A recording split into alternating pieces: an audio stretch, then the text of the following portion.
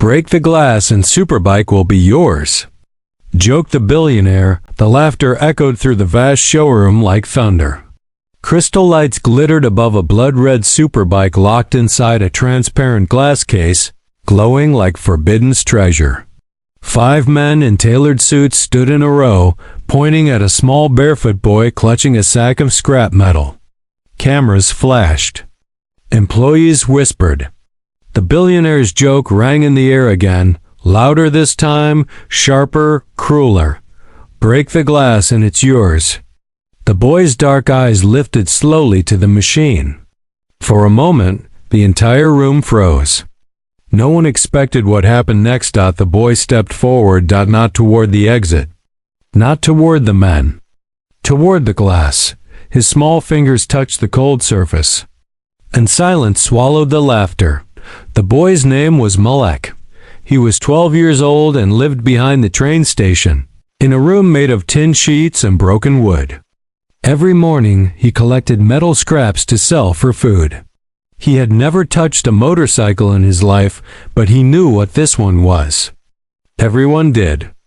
The Fire Viper X9, worth more than every house in his neighborhood combined. The billionaire, Victor Harrington, had brought it to the showroom as part of a grand opening event. He loved attention, loved jokes, loved power. And Malik had walked in only because security mistook him for a delivery helper. Victor saw him and smirked. Look at this one, he said loudly. You like bikes, kid? Malik nodded. Victor waved his hand toward the glass case. Break it, and the bike is yours. The crowd laughed. Someone clapped. Someone filmed. Malik didn't laugh. He stared at the glass, not with desire, but with calculation. Malik remembered his father's voice. Strength isn't in your fists, son. It's in knowing how things break. His father had once been a mechanic before sickness took him. Malik learned how to listen to metal, how to feel weak points, how to find cracks without force. The glass was thick, bulletproof, designed to protect $1 million machine. Malik pressed his ear against it. The room went quiet. Victor frowned. What is he doing? Malik tapped gently with his knuckle. Once, twice. A sharp, ringing tone answered back. He smiled faintly. Security stepped forward. Sir, should we remove him? One guard whispered. Victor raised a hand. No, let him try. This will be funny. Malik reached into his sack and pulled out a small piece of metal, an old tuning fork he had found weeks ago. People laughed again. What's that? A magic wand? Someone mocked. Malik struck the tuning fork against the floor and placed it gently on the glass. A thin vibration spread. Sound was not loud, but it was precise. A strange hum filled the case. The glass trembled. Victor's smile vanished. A crack appeared. Just a hairline. But visible. Gasps rippled through the crowd. Malik hit the tuning fork again and touched the same spot. Cracked. The line spread like lightning across the surface. Security shouted, "Stop him!" But Malik stepped back. The glass shattered outward in a clean burst of fragments. The Fire Viper X9 stood free. Silence exploded into chaos. People screamed. Phones dropped. Victor staggered backward. What? What did you do? He whispered. Malik stood still, breathing hard. You said break it, he said softly. So I did. For a moment, no one moved. Victor's face burned red with anger. You destroyed my case. You promised the bike, Malik replied. Laughter had died. Only fear remained. Victor looked at the crowd. Cameras were still rolling. He couldn't take it back now. His voice shook. This was a joke. Malik shook his head. My father says words are promises when people are watching. The room went silent again. Victor walked closer to the bike. You think you can ride this? No, Malik said. I think I can sell it. That stunned them all. Victor laughed nervously. Sell it? Why? To buy a house for my mother, Malik answered. And school books for my sister. No one mocked now. Victor stared at him. The boy wasn't greedy. He was serious. Security surrounded them. Sir, the glass damage is millions. Victor raised his hand. Enough. He looked at Malik. You embarrassed me, he said. In front of everyone. Malik lowered his eyes. I didn't mean to. Victor studied him longer than anyone ever had. How did you know where to strike? My father taught me to listen. Malik replied. Victor glanced at the shattered case again. Something inside him shifted. The crowd waited. The cameras waited. Victor exhaled slowly. You broke it fairly, he said. And I spoke the words. He paused. The bike is yours. Gasps erupted. Security froze. Malik's eyes widened. Really? Yes, Victor said. But you must come with me first.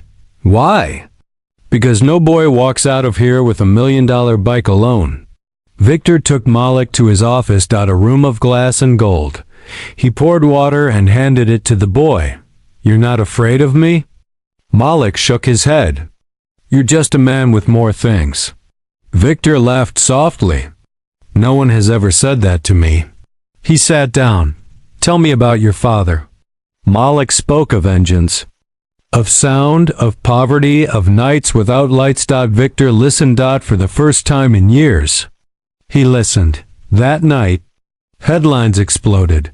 Poor boy breaks billionaire's glass and wins Superbike. But the story was only beginning. Because Victor didn't give Malik the bike. He gave him something else. A scholarship. A workshop. A chance. Learn machines properly, Victor said. Then choose your future. Malik looked at the Superbike one last time. I don't need it now, he said. I need tomorrow. Victor felt something unfamiliar tighten in his chest. Respect. And in the corner of the showroom. The shattered glass still lay on the floor, like broken pride. The boy had not just broken a case. He had broken a billionaire's illusion. The next morning, Malik woke up to the sound of helicopters. They circled above the train station like metal birds hunting a story. News vans blocked the streets. Reporters shouted his name. Neighbors who once ignored him now pointed and whispered as if he had become something unreal. Overnight, the glass boy, the miracle kid, the child who beat a billionaire. Malik didn't understand fame. He only understood hunger, and today hunger felt different, because for the first time in his life, it came with hope. But hope attracts shadows. Victor Harrington sat in his penthouse office, staring at the replay of the incident on a massive screen. Again, and again, and again, the crack in the glass. The boy's calm face. The crowd shocked. His lawyers stood behind him like statues. This could be dangerous, one said. You admitted ownership publicly, another warned. We can retract. Victor slammed his hand on the table. No, the room froze. I said the bike was his. I will not become a man who hides from his words. But sir, you're bored. Let them scream. Victor leaned back in his chair. For the first time in years, he felt something he couldn't buy. Challenged. Malik arrived at Harrington Industries and borrowed shoes and a shirt 2 sizes too big. The building was taller than any mountain he had ever seen. Glass walls reflected the sky like mirrors. Inside, engineers stopped working. Executives stared. Security whispered, "This is the boy." Malik walked with slow steps, clutching his sack like armor. Victor met him at the elevator. "You came," Victor said. "You told me to," Malik replied. Victor smiled. "Good. Today, your life changes." They entered the engineering wing. Rows of machines hummed.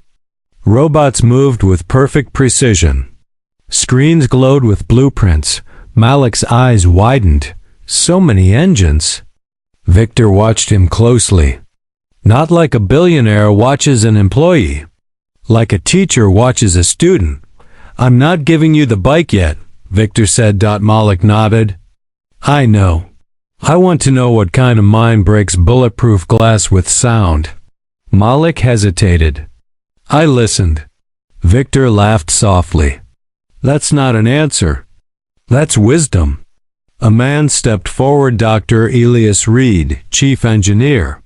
You're telling me this child found the resonance frequency of reinforced glass? Malik shrugged. Glass has a voice. You just have to hear it.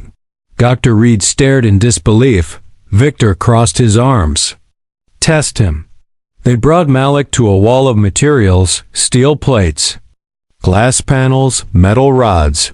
Break this, Dr. Reed said, pointing to a thick panel of tempered glass. Malik closed his eyes. He tapped. He listened.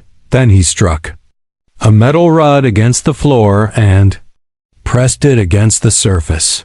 A vibration traveled. Crack. The panel split perfectly in half. Silence followed. Dr. Reed whispered. Impossible, Victor whispered. Extraordinary. News spread faster than fire. By noon, the world knew Malik wasn't lucky. He was gifted. Universities called. Scientists asked questions. Investors smelled profit, but Malik didn't smile. He asked only one thing. Can my mother come here? Victor paused. Bring her. Malik's mother arrived wearing a faded scarf and fear in her eyes. She had never seen elevators. She had never seen marble floors. She held Malik's hand like he might disappear.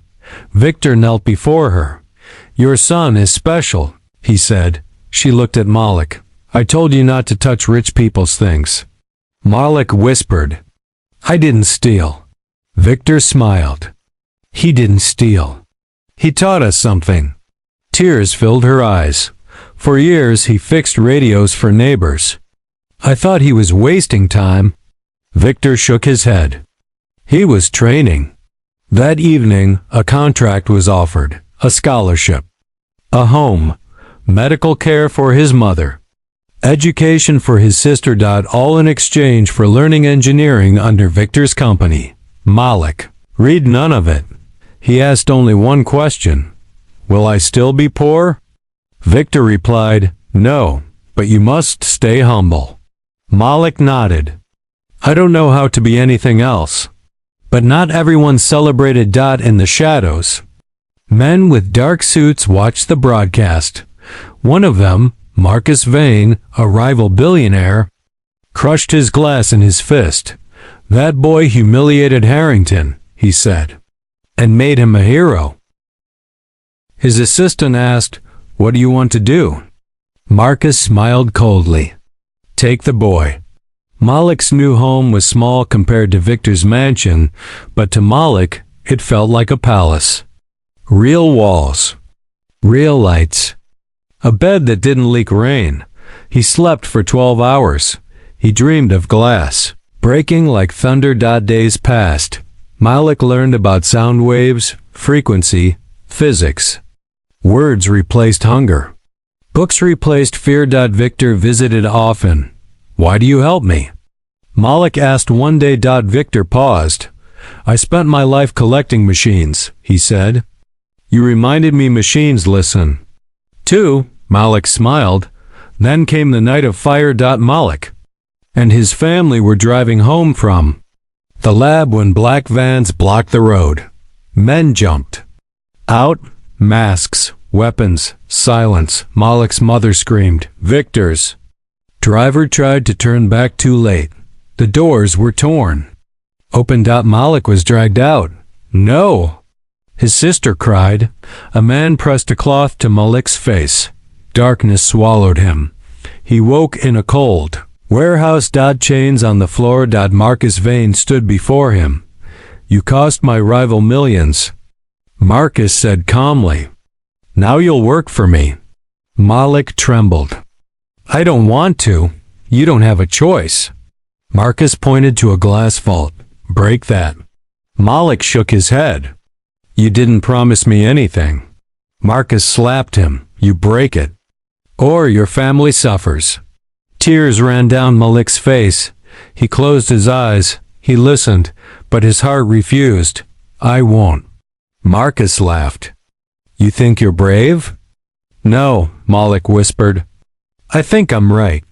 Back at Harrington Industries, Victor received the call. The boy is gone. The world tilted. Victor's fists clenched. Find him. Every satellite. Every camera. Every man. Victor turned into something terrifying. Not a billionaire. A father. In the warehouse. Malik sang softly, a tune his father taught him. Not to break glass. To stay alive. The walls vibrated. A small crack appeared in the ceiling. Beam. Water dripped. The building weakened. Marcus shouted, Stop! Malik sang louder. The metal trembled. Boom. The ceiling collapsed. Dust filled the air. Victor's men stormed. In. Marcus ran. Malik fell into Victor's arms. I didn't break the glass. Malik said weakly. I broke the prison. Victor's voice shook. That's better. The world changed that day. Marcus Vane was arrested. Malik became a symbol. Victor built a school named after Malik's father, a school for children who listened. Not to money. But to sound. And the Fire Viper X9? It still stands in a glass case, but now the case has a sign.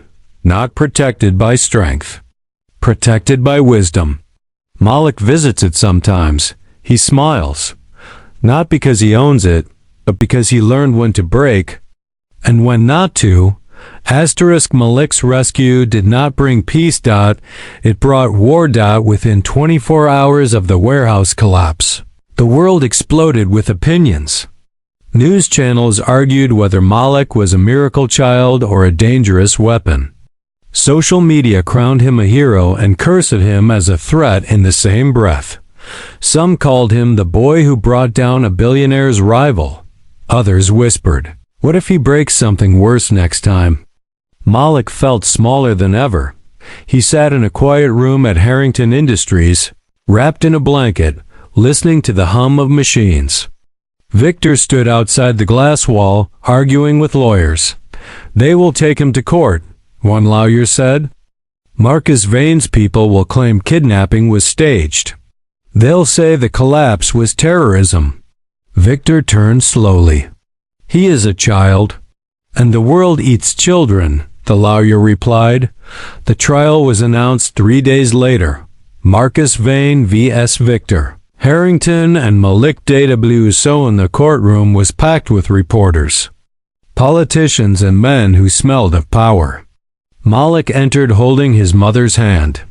His sister clutched his sleeve. The judge looked down at him. Do you understand why you are here? Malik swallowed. Because I sing? Murmurs filled the room. The prosecutor stood. This child caused the destruction of private property using unknown methods. He is unstable and must be controlled. Victor rose instantly. Objection. He was kidnapped and forced to act under threat. The judge raised a hand. We will hear all sides. Marcus Vane appeared on a screen from prison, smiling calmly. The boy is dangerous, Marcus said. I merely tried to protect society from a living weapon. Malik's fists shook. Weapon. That word hurt more than chains. Dr. Elias Reed was called to testify. What did you observe in Malik's abilities? The judge asked. Dr. Reed adjusted his glasses. The boy doesn't use force. He uses resonance. Every material vibrates at a certain frequency. Malik instinctively finds it. The prosecutor sneered. So he can shatter buildings? Yes, Dr. Reed admitted. If he wanted. Gasps echoed. Malik's mother stood up suddenly. He does not want. The judge banged the gavel. Order. Tears streamed down her face. He fixes radios. He sings to his sister when she cries. You call that dangerous? Silence followed. Victor watched Malik's face twist with fear and confusion. This world had turned his gift into a crime. That night, Malik ran away, not from fear, from guilt. He walked barefoot into the city streets, past neon lights and endless noise. Everywhere he heard vibrations, cars, wires, voices. Fear. He sat beneath a bridge and covered his ears. "I don't want to hurt anyone," he whispered. A homeless old man sat beside him. "You don't hurt things," the man said. "You wake them." Malik looked up. "They say I'm a weapon." The man laughed softly. "Then be a shield." Back at Harrington Industries, panic erupted. Victor slammed doors. "Find him now." Security cameras caught Malik walking alone. Victor drove himself. When he found Malik under the bridge, rain poured around them. "Why did you leave?" Victor shouted over the storm. "I ruin everything," Malik said. "They fight because of me." Victor knelt in the water. "No," he said. "They reveal themselves because of you." Malik looked into his eyes. "What if I break something again?" Victor placed a hand on his shoulder. "Then we teach you when not to." The next day, the court resumed. This time, Malik spoke. He stood on a stool to reach the microphone.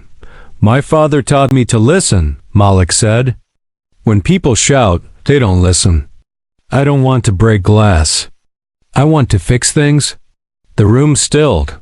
"I broke the warehouse because they trapped me. But I never broke a person."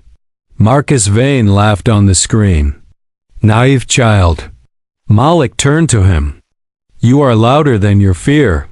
The judge leaned forward. "What does that mean?" "It means you shake inside," Malik said simply. Marcus's smile vanished. Suddenly, Dr. Reed rushed forward with a tablet. "Your Honor," he said urgently, "we found evidence." Footage played on the courtroom screen. It showed Marcus Vane ordering the kidnapping. Then another clip appeared. Inside Harrington Industries. Man handing information to Marcus. I betrayal. Man was Victor's own board member Samuel Crane. Gasps erupted. Victor's face turned white. Samuel Crane stood up. "I wanted the boy's knowledge. Harrington was wasting it on compassion." Security grabbed him. The judge slammed the gavel. "Case dismissed. All charges against the child are dropped. Arrest Marcus Vane and Samuel Crane for conspiracy and kidnapping." Applause thundered. Malik collapsed into his mother's arms. But victory felt strange. Outside the courthouse, crowds waited. Some cheered. Some feared. Malik hid behind Victor. "You see?" Malik whispered. "They still don't know what I am." Victor replied quietly, "Neither do you." That's the point. Weeks passed. Victor founded the Resonance Institute, a school for children with unusual abilities. Not soldiers. Thinkers. Listeners. Malik became its first student. He learned physics, music, and discipline. He learned when silence mattered more than sound. But inside Victor's company, tension grew. Executives whispered, "He is too powerful. He could destroy us. We should limit him." One night, Malik overheard them. "He's not a boy anymore," one said. "He's leverage." Malik felt cold. He returned to the lab and stared at the Fireviper X9 behind glass. "I broke glass for truth," he whispered. "Now truth is trapped again." Then came the final test. A massive earthquake hit a nearby city. Buildings trembled. Bridges cracked. People screamed. Victor received a call. "We can't stabilize the main tower," an engineer said. "It's going to collapse." Victor turned to Malik. "You know what they'll say if you go?" Malik nodded. "They'll say I broke it. And if you don't? They'll say I was afraid." Sirens wailed outside. Malik walked forward. "I will be a shield." At the disaster site, chaos ruled. A 50-story tower groaned like a wounded animal. Malik stood at its base. Rescue workers stared. "He's just a kid." Malik closed his eyes. He listened to the building's pain.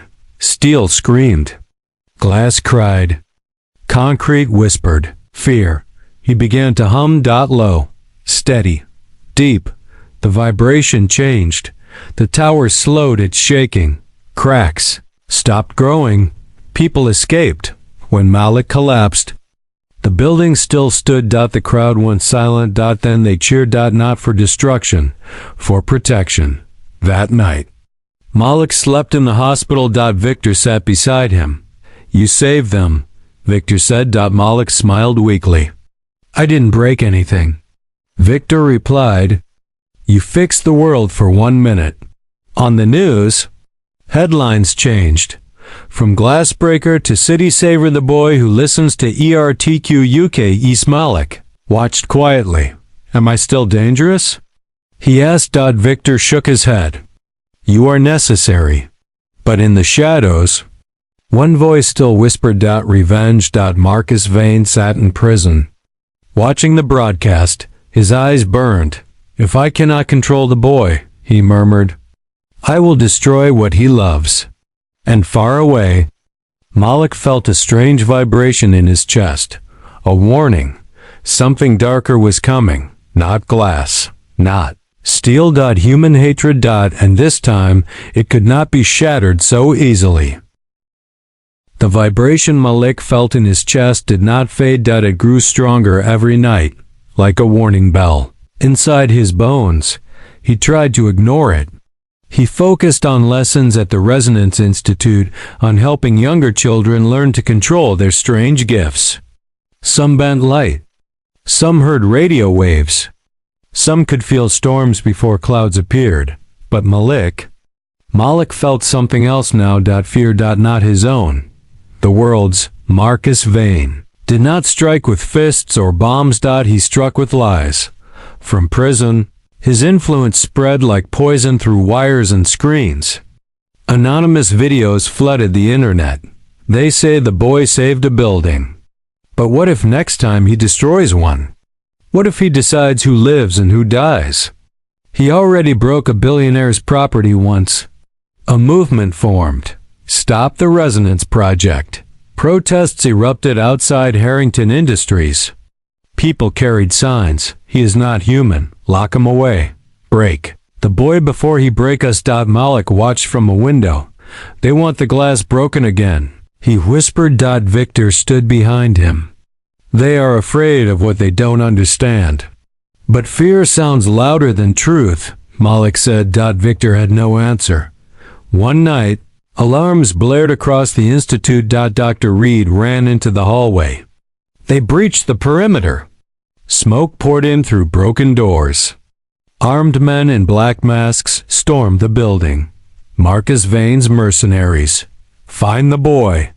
One shouted. Children screamed. Malik felt their terror vibrate through the walls. He stepped forward. Take me, Malik said. Leave them. A gun pressed to his head. Victor rushed in. Don't you touch him. The leader laughed. We won't touch him. We'll show the world what he really is. They dragged Malik into a van. Victor chased it until his legs failed. Malik awoke inside a familiar mall. Place. Glass. Steel. Lights. The same kind of display case where the Superbike once stood. This time, he stood inside it. A giant transparent cube in the middle of a stadium. Thousands of people watched. Screens around the arena showed Marcus Vane's face. Welcome, world, Marcus said calmly. Tonight, you will see the truth. The boy who can shatter anything. Chains held Malik's wrists. Marcus continued. We will test him. If he breaks the glass, you will know he is too dangerous to live free. The crowd roared. Break IT? Show US. Prove it. Malik closed his eyes. This was the same joke. Break the glass and the prize is yours. But now the prize was fear. Victor watched from the control room. Powerless. They will kill him if he refuses, Dr. Reed whispered. Victor slammed the console. He is not their experiment. Marcus's voice echoed. Sing Little Miracle. The glass cube began to vibrate from machines Marcus had installed, forcing Malik's power awake. The walls trembled. Cracks formed. The crowd gasped. "Do it!" They screamed. Malik remembered the Superbike. The joke. The laughter. The warehouse. The courtroom. The tower he saved. He looked at the glass around him, and he did nothing. The vibration inside him rose like a storm. He could shatter everything. The stadium. The machines. The man. But he heard something else too. The fear in the crowd. The fear that made them cruel. If he broke the glass now, they would call him a monster forever. So Malik did the impossible. He listened to the glass. Not to break it. To calm it. He med. Not loud. Not strong. Gentle. The vibration changed. The cracks stopped growing. Glass healed. The machines overloaded and exploded in sparks. The cube stood still. Unbroken. Silence swallowed the stadium. Marcus shouted, "No! Break it!"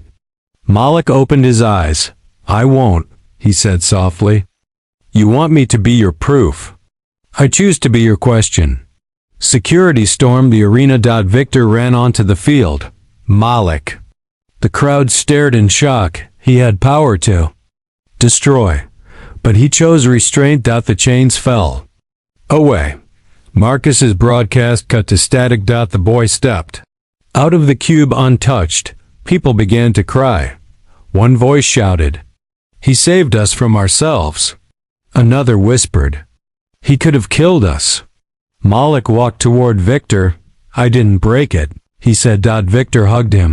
"You broke something else," Victor replied. "Fear." Marcus Vane was transferred to a high-security prison. His final words to Malik echoed in a message. "You could have ruled the world." Malik replied, "Rulers break things. Guardians hold them together." Months passed. The glass cube was placed in a museum. Beside it stood the red Superbike. Fire Viper X9. The sign read, "The day the glass did not break." A lesson in power and mercy. Children visited every day. They asked Malik, "Why didn't you smash it?" He smiled, "Because some things are stronger when they stay whole." The Resonance Institute grew into a global academy. Not for weapons, for understanding.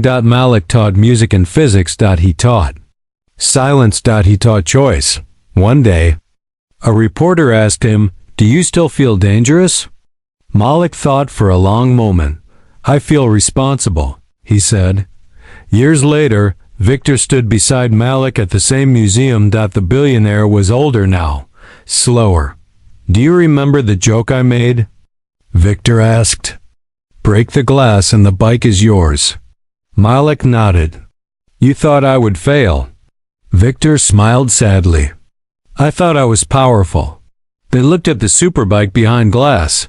"And what did you really win?" Victor asked. Malik replied, "Not the bike." "What then?" "The right to choose who I become." Outside, a group of children gathered around Malik. "Sing for us," one asked. Malik hummed softly, not to shatter glass, but to steady hearts. The world listened. For the first time, not to fear, but to harmony.